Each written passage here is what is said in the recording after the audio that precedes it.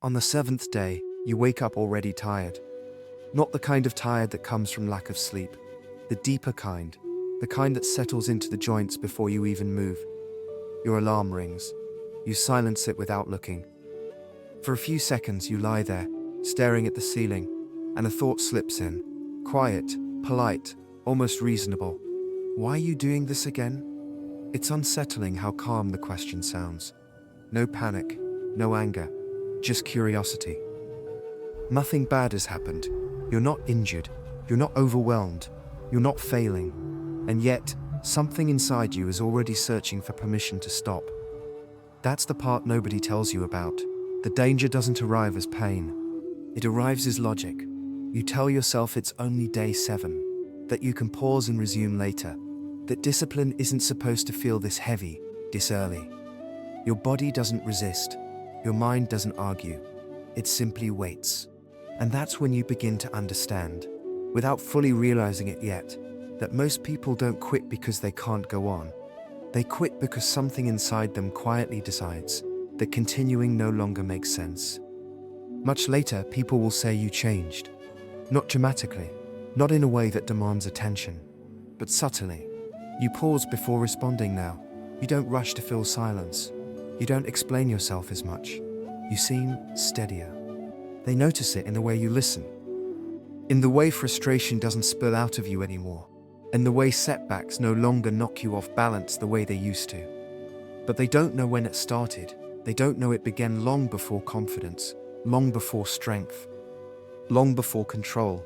It began with exhaustion and doubt on a quiet morning you almost abandoned.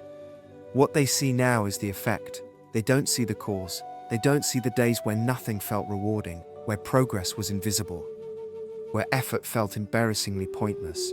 They don't see the internal conversations that happened in silence, because the most important battles of discipline don't look like battles at all. They look like ordinary moments. Moments where nobody is watching, where quitting would go unnoticed, where continuing feels irrational. That's where the real fracture forms. At first, the challenge seems simple. 100 days, a fixed number, a clean commitment. You even feel motivated at the start. Day 1 feels ceremonial. Day 2 feels purposeful. Day 3 still carries momentum. By day 4, novelty fades. By day 5, resistance appears, not loudly, but persistently. By day 7, the mind begins rewriting the story.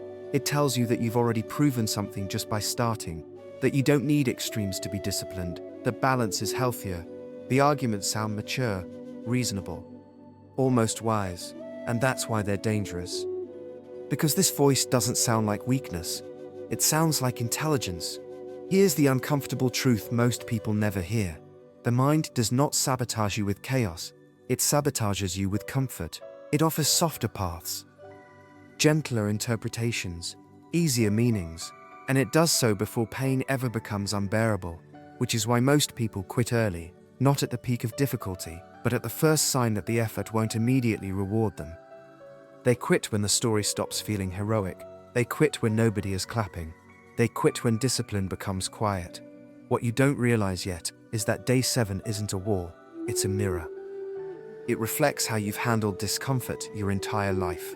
Every habit you abandoned, every promise you reworded, every goal you softened instead of finishing. Day 7 doesn't break people. It reveals them. And most people don't like what they see. You sit up in bed. The room is silent. There's no urgency forcing your hand, no consequence if you choose differently. That's the hardest part. Because true discipline begins when the stakes are invisible, when nothing bad will happen if you stop, except becoming who you've always been. You don't feel strong in this moment. You don't feel inspired. You feel undecided.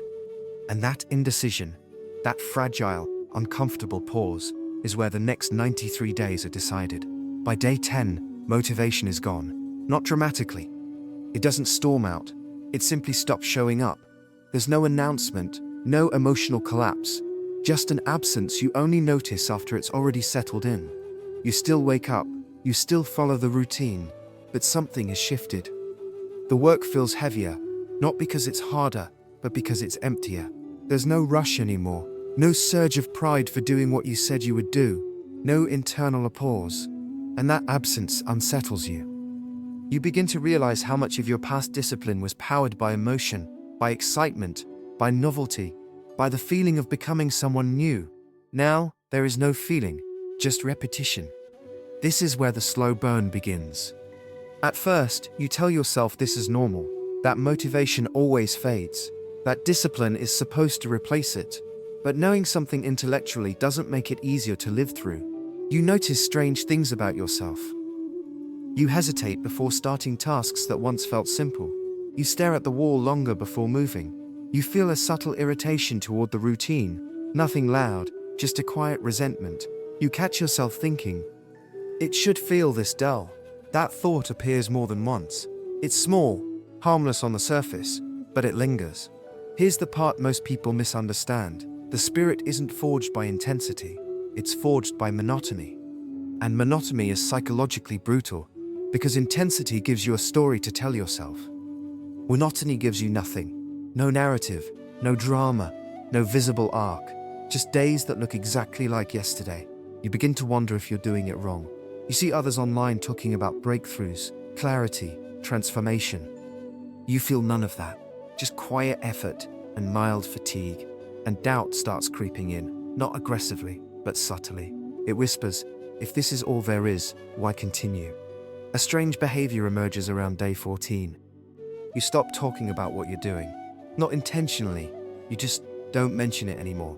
At first, it was exciting to explain, to frame it as a challenge, to receive nods of approval. Now, explaining it feels awkward. What would you even say? I'm still doing it doesn't sound impressive. There's no change yet feels embarrassing, so you stay quiet. And in that silence, something important happens. The discipline stops being social. No one is watching now. No one is impressed. No one would even notice if you stopped. That realization sits heavier than expected. Around day 17, you start having micro-negotiations. They're barely conscious. You consider shortening the routine slightly, optimizing it, making it more sustainable. You frame these thoughts as maturity, as refinement, but deep down, something else is happening. Your mind is testing boundaries. It's asking, how much can I remove before this stops being uncomfortable? This isn't rebellion, it's adaptation. And adaptation can be dangerous when comfort is the goal. There's a moment, small, easy to miss, where you notice a subtle change. You complete a task you didn't want to do, and nothing happens. No relief, no pride, no satisfaction. Just neutrality. And for a split second, that neutrality feels terrifying, because if effort doesn't produce emotion, what's the point? This is where most people unknowingly quit, not by stopping outright, but by disengaging internally. They go through the motions with less presence, less intention, less resistance. They keep the shell of discipline, but lose its weight. You feel the temptation to do the same, but something holds. It's not motivation. It's not inspiration. It's something colder. A refusal to negotiate.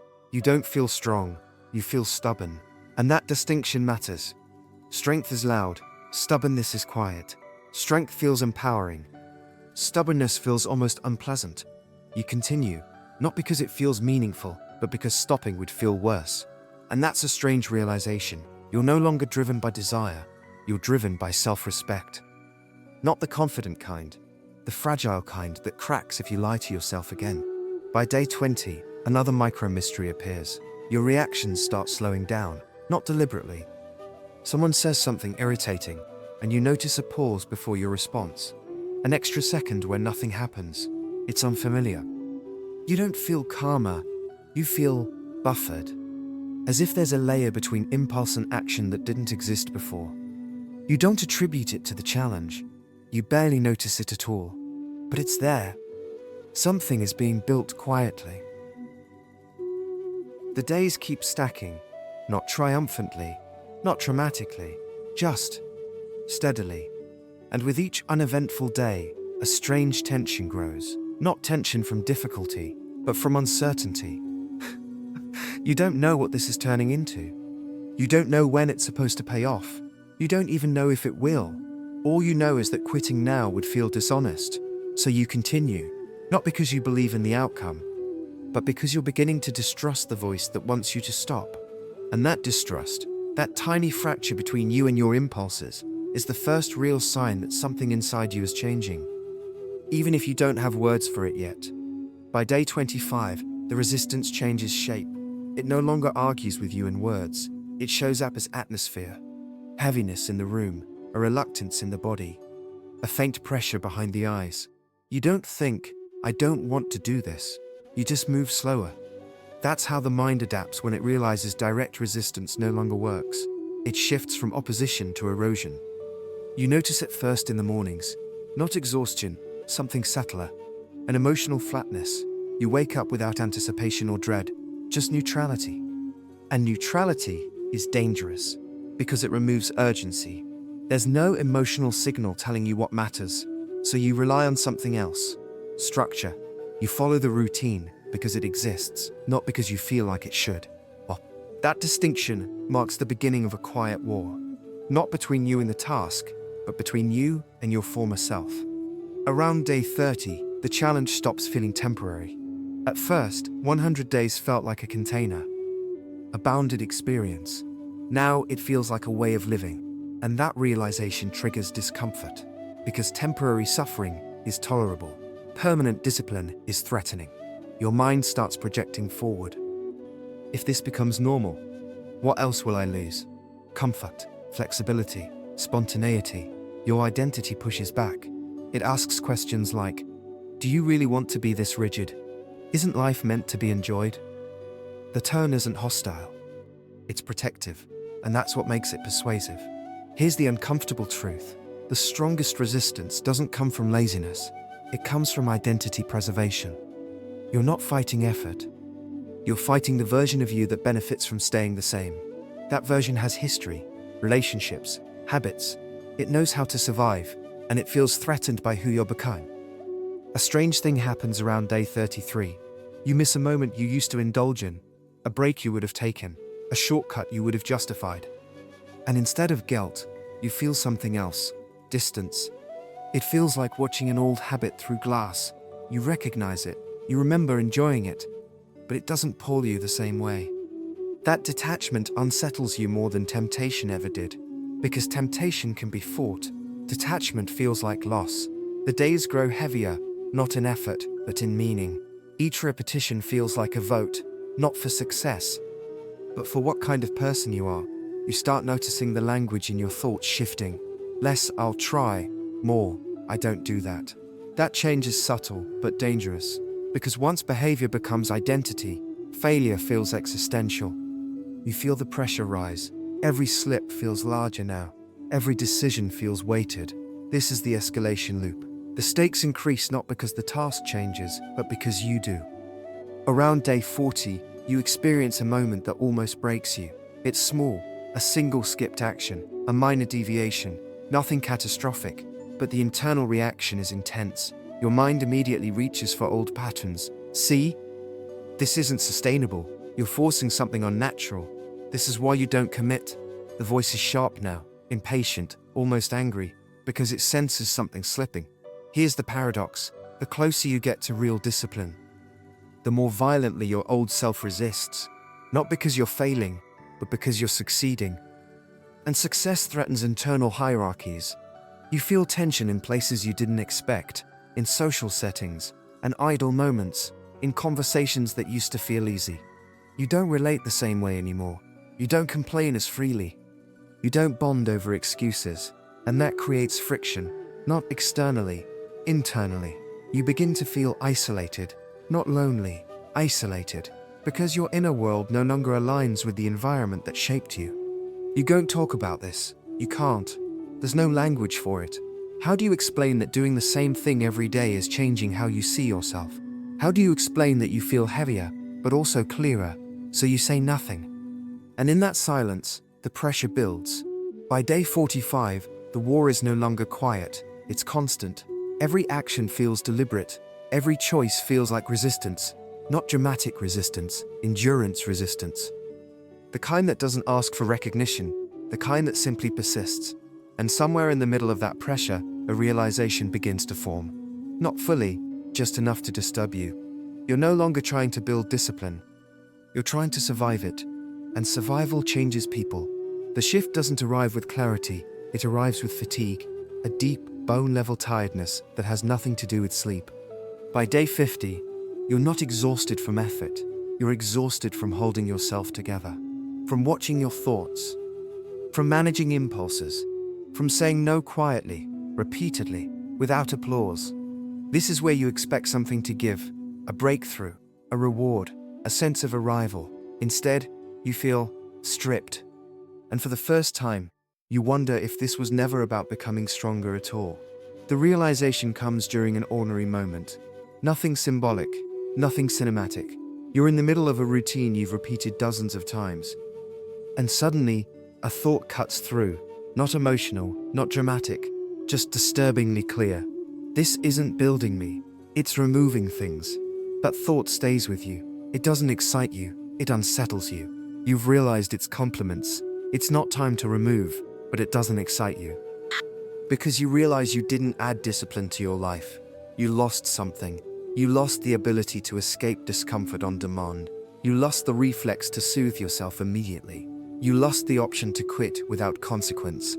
And the loss feels heavier than any gain. This is the twist most people never reach. They believe discipline gives you power. But power comes later. First, discipline takes things away. It removes the coping mechanisms you didn't know you depended on. It exposes how often you avoided silence, boredom, effort. You start seeing your past clearly, not with shame, but with precision. How often you confused relief with happiness. How often you labeled avoidance as self-care. How often you mistook distraction for rest. And this clarity is uncomfortable, because it reveals a truth that stings. You were never weak. You were untested. By day 55, you stop romanticizing strength. You stop imagining the unbreakable spirit as something. When you say you are waking up to a scale, you'll be sad for your conscience. Or because what you're experiencing now doesn't feel powerful.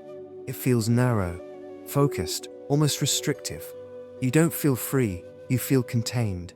And that containment is terrifying. Because freedom, as you understood it before, was tied to choice. And now, choice feels limited. You can do many things, but some options are no longer available to you. Quitting without reason, escaping without cost. Breaking promises to yourself casually. Those doors feel closed, not locked, just no longer appealing. This is when the weight truly hits. You realize discipline doesn't just change behavior, it changes identity, economics. Before, every action was negotiable. Now, every action has a price, and you feel that price internally. You feel it when you choose effort over ease. You feel it when you remain silent instead of reactive. You feel it when you endure boredom without numbing it. This isn't empowerment. This is responsibility, and responsibility is heavy. There's a moment, quiet, almost easy to miss, where you think, I understand now why most people quit. Not because it's hard, but because it's exposing. Discipline removes the illusion that your problems are external. It shows you how often you were the one opting out, delaying, reframing, avoiding. And once you see that, you can't unsee it. Which means quitting doesn't restore comfort, it adds guilt. By day 60, the challenge has inverted itself. You're no longer counting days to finish. You're counting the ways this has altered how you experience the world. Silence feels louder now, time feels slower, small actions feel heavier. You notice how people rush, how they interrupt discomfort reflexively, how they reach for distraction without thinking. You used to be like that. Now, you watch it from a distance, not with judgment, with recognition. They were about removing escape routes. Strength emerges only after escape is no longer an option, and that terrifies people. Because escape is how we survive modern life. You begin to understand that most people aren't undisciplined. They're overprotected from discomfort, and once that protection is gone, you don't feel invincible. You feel exposed but honest. By day 65, the question changes. It's no longer, can I finish this? It becomes, who will I be if I stop? And that question doesn't have a comfortable answer. By day 70, the noise inside you has changed. Not quieter, simpler. The constant arguments have thinned out. The negotiations have lost their creativity. Your mind still resists, but it does so lazily now. like an old habit that no longer believes in itself. And that's unsettling, because struggle gave you something to push against. Now there's mostly stillness. You expected this phase to feel triumphant. Instead, it feels bare. You don't feel disciplined. You don't feel strong. You don't feel exceptional. You feel present, painfully so. There's nothing to hide behind anymore. No motivational surge to ride. No dramatic suffering to justify the effort. Just you, choosing the same thing again, without story. This is where endurance becomes internal. Around day 75, you notice another subtle shift. You stop tracking progress. Not deliberately, you just forget to check. The numbers lose relevance. The streak becomes background noise. This would have terrified you earlier. Now, it feels natural. Because the act is no longer about accumulation. It's about alignment. You're not doing discipline anymore. You're inhabiting it. This is the part nobody films. There's nothing cinematic about it. No transformation montage. No before and after contrast. From the outside, you look the same. Inside, something crucial has dissolved. Urgency. Not the healthy kind, but the restless, anxious urgency that used to drive you. You don't rush through tasks anymore. You don't stack distractions. You don't chase relief. And without urgency, time stretches, moments expand. You feel boredom fully now. And strangely, it doesn't hurt the way it used to. There's a moment, again, small, where you're faced with an old temptation. Nothing extreme, just an easy out, a familiar excuse. And you notice something that stops you cold. You don't feel tempted, not because you're resisting, but because the option feels irrelevant. That realization hits harder than any struggle ever did, because it means the fight didn't end. It resolved. This is where most people misunderstand Unbreakable spirit.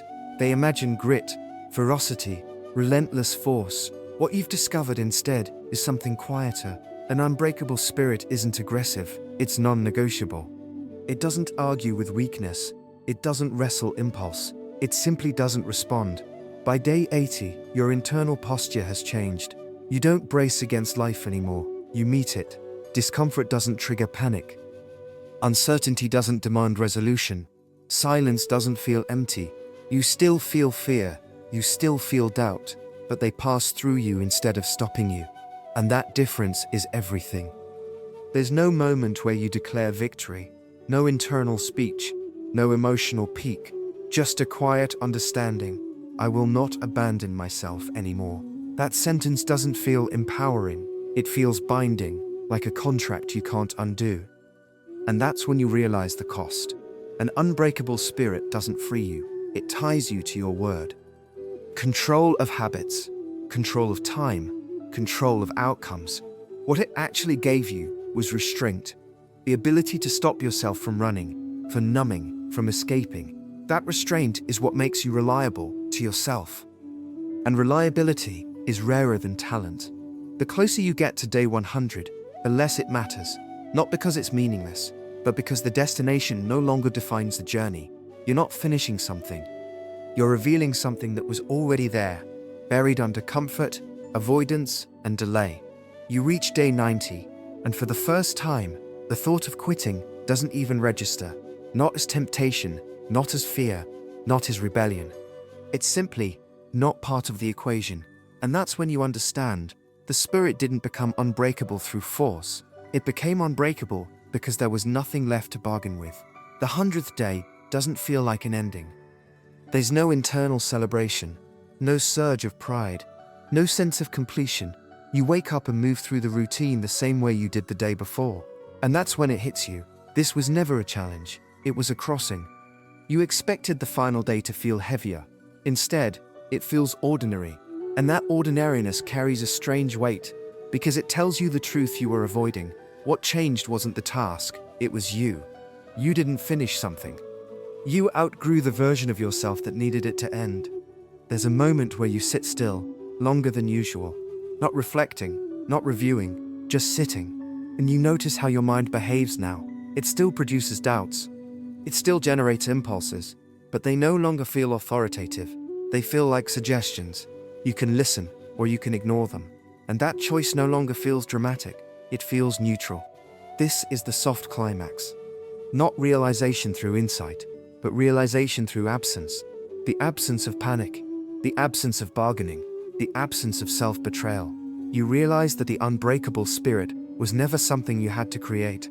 It was something that emerged when you stopped leaving yourself. You think back to day 7, to the tiredness that wasn't physical, to the voice that sounded reasonable, to the urge to pause, delay, rationalize. You don't judge that version of yourself. You understand him.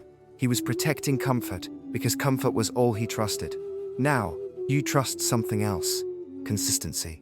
The strange thing is, this doesn't make you happier. Not in the way people expect. There's no constant high, no emotional reward loop.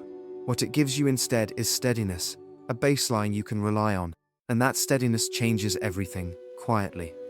You handle disappointment differently now. You don't collapse into it, you don't dramatize it, you absorb it.